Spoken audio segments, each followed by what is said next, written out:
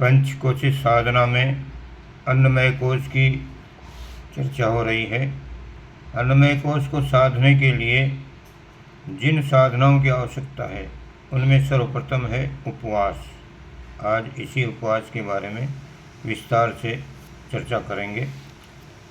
उपवास, जिनके शरीर में मलों का भाग संचित हो रहा हो, उस रोगी की चिकित्सा आरंभ करने से पहले ही चिकित्सक उसे जुलाब देते हैं ताकि दस्त होने से पेट साफ हो जाए और औषधि अपना काम कर सके।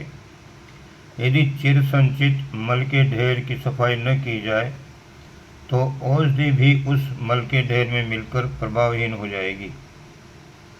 अन्नमय कोश की अनेक सूक्ष्म विकृतियों का परिवर्तन करने में उपवास वही काम करता है जो चिकित्सा के पूर्व जुलाब लेने से होता है।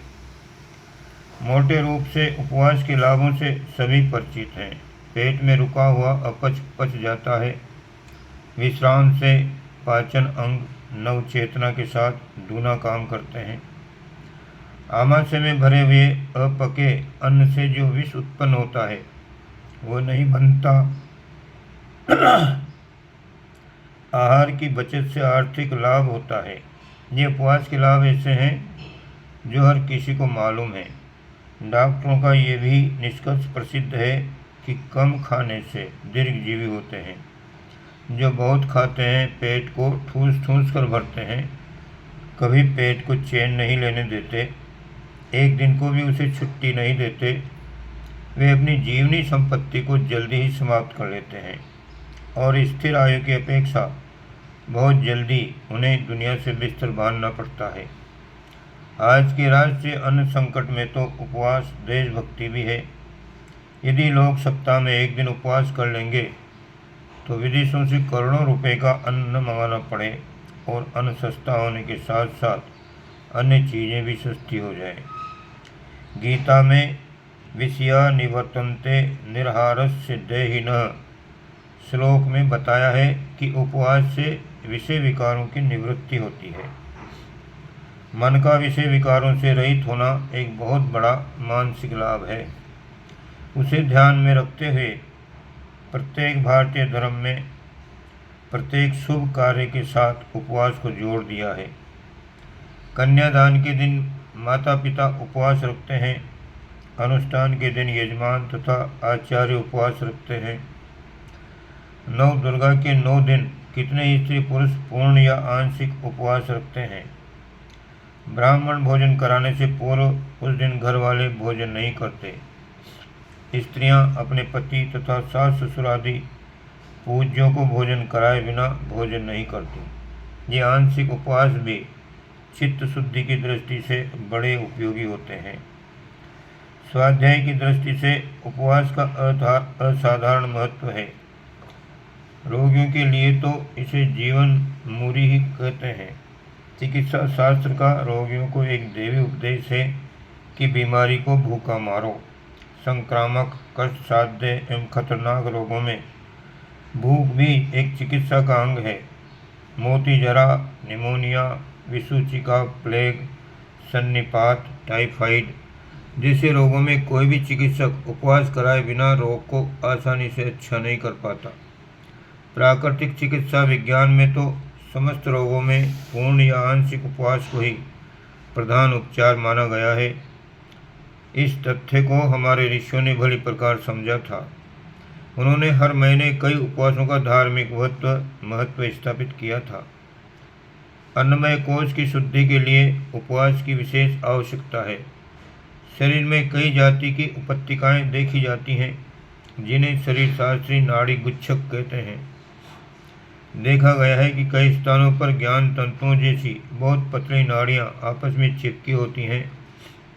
ये गुच्छक कई बार रस्सी की तरह आपस में लिपटे और बंटे हुए होते हैं। कई जगह वह गुच्छक गांठ की तरह ठोस गोली जैसे बन जाते हैं। कई बार ये समानांतर लहराते हुए सर्प की भांति चलते हैं और अंत में उनके सिर आपस में जुड़ जाते हैं। कई जगह इनमें बरगद के वृक्ष की तरह शाखा प्रशाखाएं फैली रहती हैं और इस प्रकार के कई गुच्छक परस्पर संबंधित होकर एक परिधि बना लेते हैं। इनके रंग, आकार एवं अनुच्छेदन में काफ़ी अंतर होता है। यदि अनुसंधान किया जाए तो उनके तापमान, अणु परिक्रमण एवं प्रतिभापुंज में भी काफ़ी अंतर पाया जाएगा। वैज्ञानिक नाड़ी गुच्छकों के कार्य का कुछ विशेष परिचय अभी तक प्राप्त नहीं कर सके हैं, पर योगी लोग जानते हैं कि ये उपत्यकाएं शरीर में अन्नमय कोश की बंधन ग्रंथियां हैं। मृत्यु होते ही सब बंधन खुल जाते हैं और फिर एक भी गुच्छक दृष्टिगोचर नहीं होता। ये उपत्यकाएं अन्नमय कोश के गुण दोषों की प्रतीक हैं। इंदिका जाति की उपत्यकाएं चंचलता, अस्थिरता, उद्विग्नता की प्रतीक हैं। जिन व्यक्तियों में इस जाति के नाड़ी गुच्छक अधिक हों तो उनका शरीर एक स्थान पर बैठकर काम न कर सकेगा, उन्हें कुछ खटपट करते रहनी पड़ेगी। दीपिका जाति की उपत्यकाएं जोश, क्रोध, शारीरिक उष्णता, अधिक पाचन, गर्मी, खुश्की आदि उत्पन्न करेंगी। ऐसे गुच्छकों की अधिकता वाले लोग चर्म रोग, फोड़ा फुंसी, नखसीर फूटना, पीला पेशाब, आँखों में जलन आदि रोगों के शिकार होते रहेंगे। मोचिकाओं की अधिकता वाले व्यक्ति के शरीर में पसीना, लार, कफ, पेशाब आदि मलों का निष्कासन अधिक होगा। पतले दस्त अक्सर हो जाते हैं और जुकाम की शिकायत होते देर नहीं लगती। आप्यायनी जाति के गुच्छक आलस से अधिक निद्रा, अनुत्साह, भारीपन उत्पन्न करते हैं। ऐसे व्यक्ति थोड़ी सी मेहनत में थक जाते हैं। उनसे शारीरिक या मानसिक कार्य विशेष नहीं हो सकता। पूषा जाति के गुच्छक काम वासना की ओर मन को बलात् खींच ले जाते हैं। संयम, ब्रह्मचर्य के सारे आयोजन रखे रह जाते हैं। पूषा का तनिक सा उत्तेजन मन को बेचैन कर डालता है और वह बेकाबू होकर विकारग्रस्त हो जाता है। शिव जी पर संधान करते समय कामदेव ने अपने कुसुम बाण से उस प्रदेश की पूषाओं को उत्तेजित कर डाला था। चंद्रिका जाति की उपत्यकाएं सौंदर्य बढ़ाती हैं। उनकी अधिकता से वाणी में मधुरता, नेत्रों में मादकता, चेहरे पर आकर्षण, कोमलता एवं मोहकता की मात्रा रहेगी। कपिला के कारण नम्रता, डर लगना, दिल की धड़कन, बुरे स्वप्न, आशंका, मस्तिष्क की अस्थिरता, नपुंसकता, वीर्य रोग आदि लक्षण पाए जाते हैं। गुरसारची उपत्यका में संकोचन शक्ति बहुत होती है। फोड़े देर में पकते हैं, कफ मुश्किल से निकलता है, सोच कच्चा और देर में होता है, मन की बात कहने में झिझक लगती है। उष्माओं की अधिकता से मनुष्य हाँफता रहता है।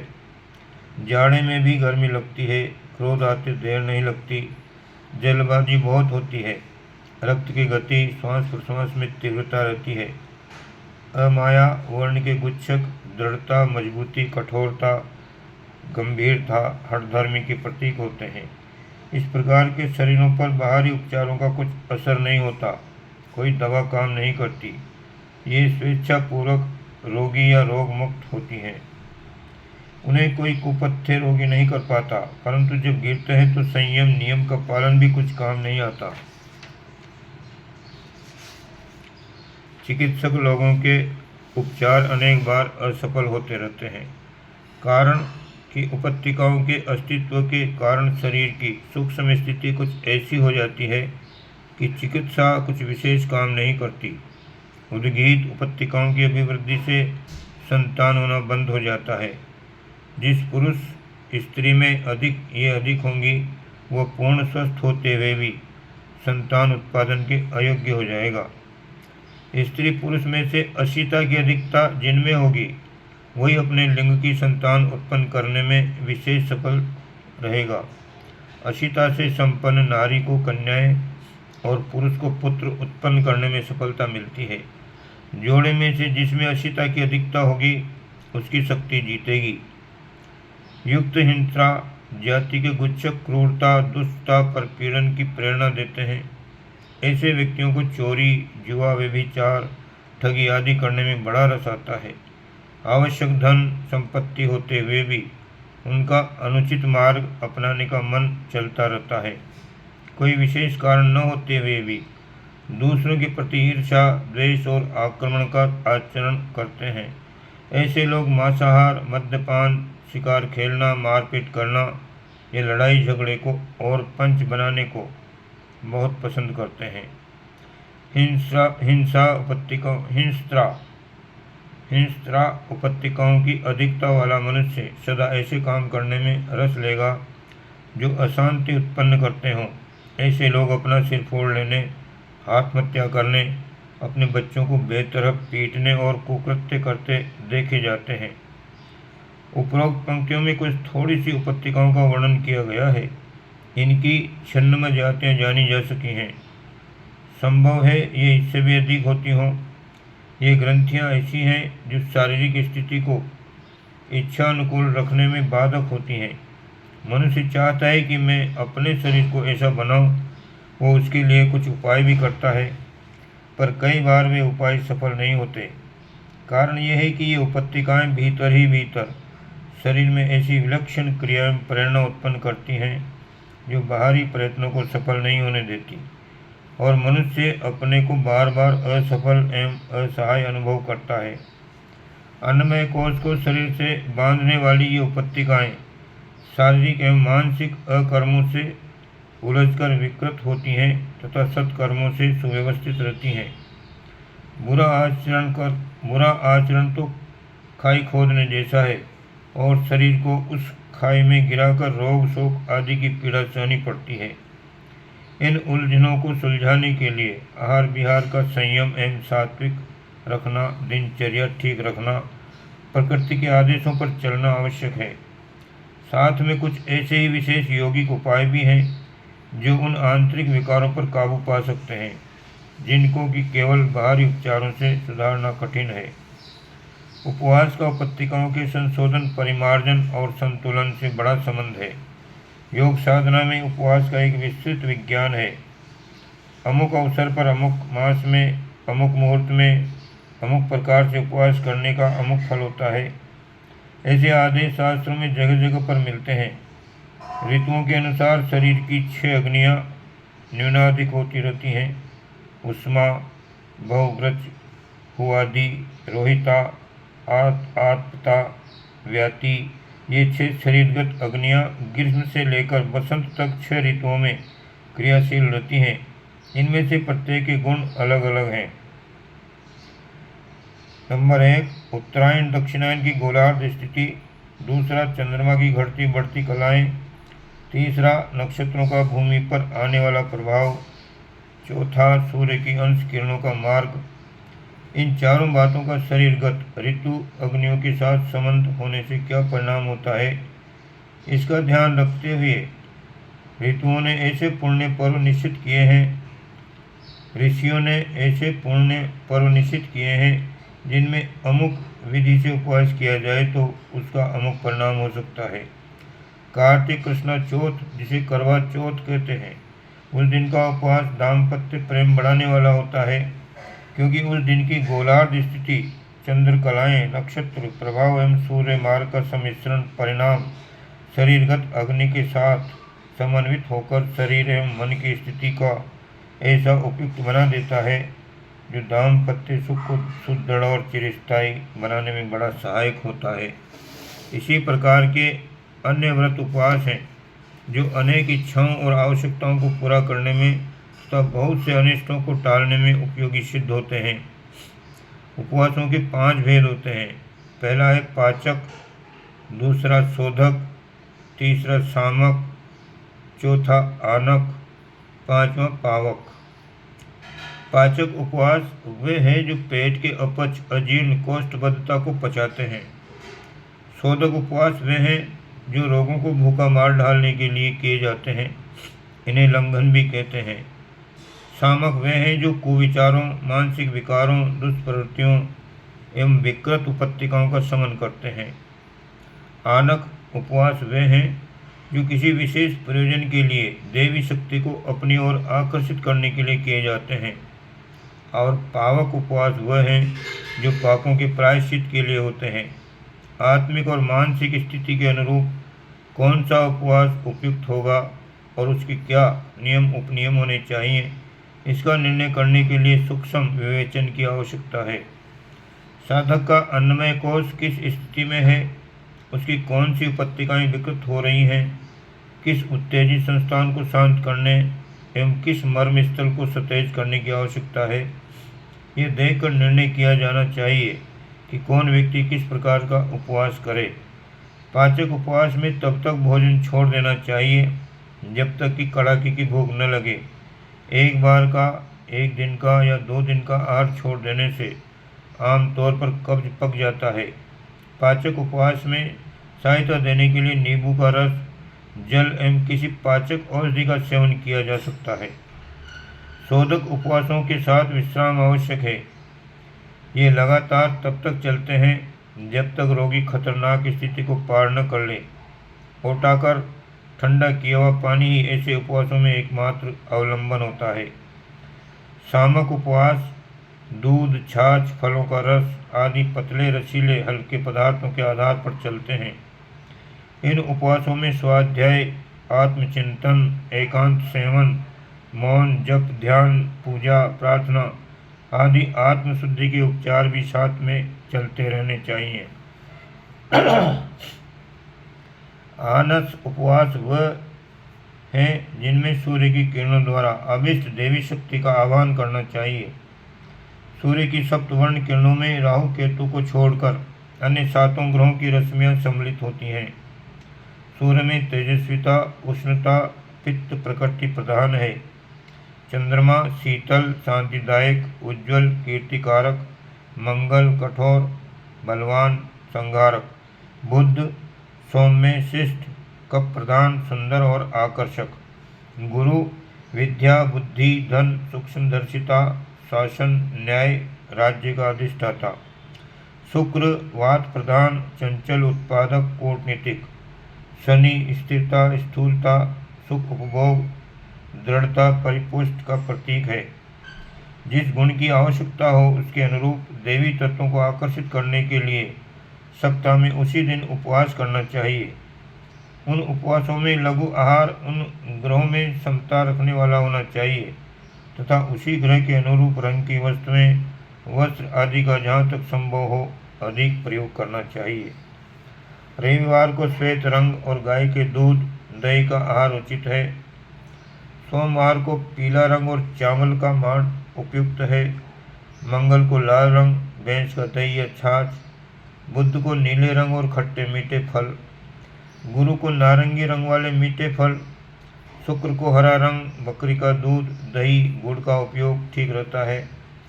प्रातःकाल की किरणों के सम्मुख खड़े होकर नेत्र बंद करके निर्धारित किरणें अपने में प्रवेश होने का ध्यान करने से वह शक्ति सूर्य किरणों द्वारा अपने में अवतरित होती है। पावक उपवास प्रायश्चित स्वरूप किए जाते हैं। ऐसे उपवास केवल जल लेकर करने चाहिए। अपनी भूल सुधारने के लिए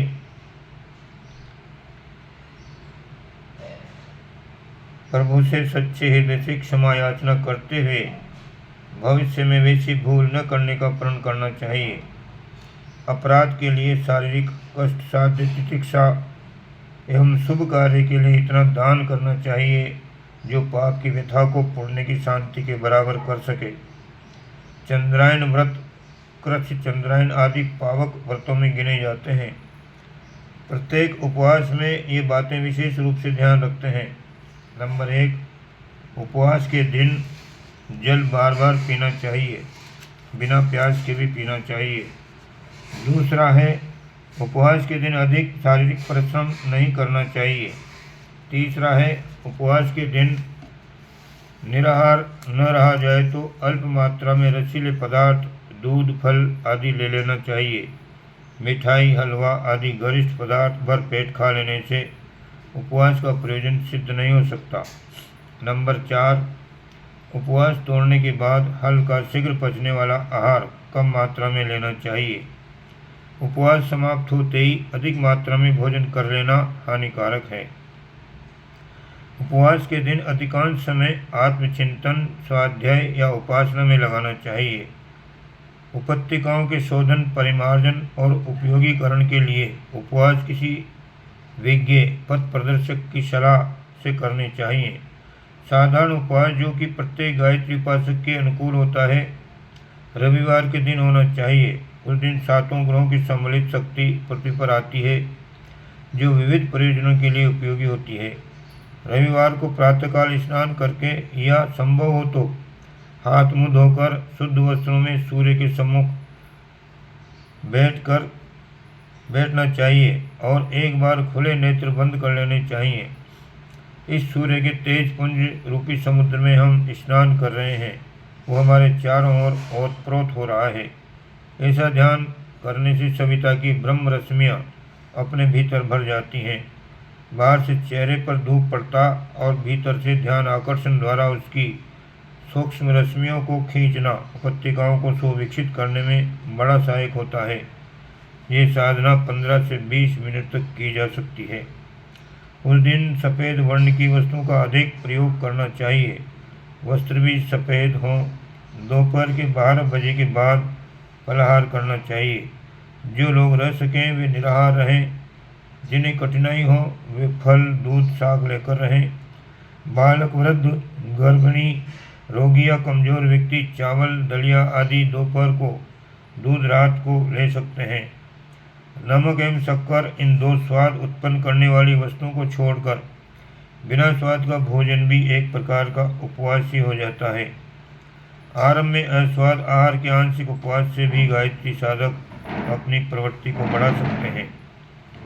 इस प्रकार से उपवास अन्नमय कोश को ठीक करने के लिए बहुत ही उपयोगी है। यही इसको आज समाप्त करते हैं। ओम शांति।